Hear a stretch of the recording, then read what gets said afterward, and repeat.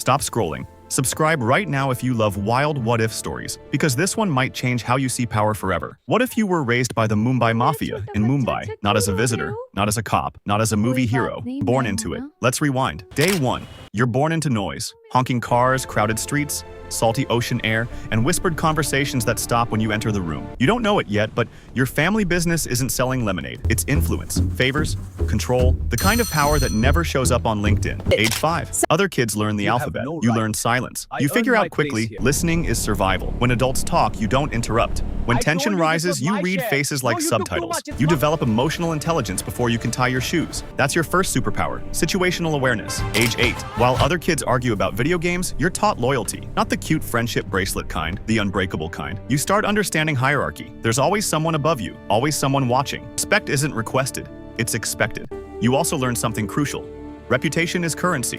One rumor can build fear. One mistake can destroy trust. You realize early that your name carries weight. That shapes you. You walk straighter, talk carefully, think before acting.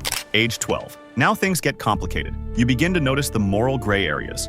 You hear stories about handling problems. You don't see cartoon villains. You see uncles, cousins, family friends, real people. That messes with your head. Here's the twist. Growing up in that world doesn't automatically make you a mastermind criminal. It makes you adaptable, hyper-aware, strategic. You understand negotiation before you understand algebra. You know how to read leverage, who owes, who's bluffing, who's desperate.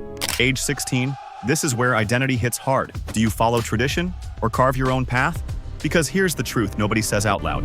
Power without purpose feels empty. You've seen fear work, you've seen influence work, but you've also seen the cost. Constant paranoia, looking over shoulders, trust issues so deep they need scuba gear. You start asking bigger questions. What if I use these skills differently? The discipline, the strategic thinking, the network building, the ability to stay calm under pressure. Those traits, in another life, they make you an elite entrepreneur, a crisis negotiator, a CEO who doesn't panic when markets crash. Environment shapes you, but it doesn't own you. By age 21, you fully understand the game. You know how power structures operate. Loyalty can be both strength and trap. Fear gets short-term results, but respect builds long-term influence. And here's the inspiring part. If you were raised in that world and chose integrity anyway, that's next-level strength. Because real power isn't controlling others. It's controlling yourself. It's breaking cycles. It's taking everything you learned about strategy, discipline, and resilience and applying it to something that builds instead of destroys. So what would happen if you were raised by the Mumbai Mafia? You'd grow up fast.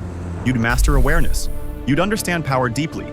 But the biggest battle wouldn't be on the streets, it would be inside you.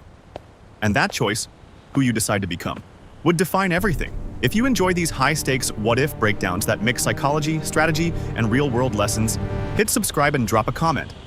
Would you rise through the ranks or rewrite your destiny?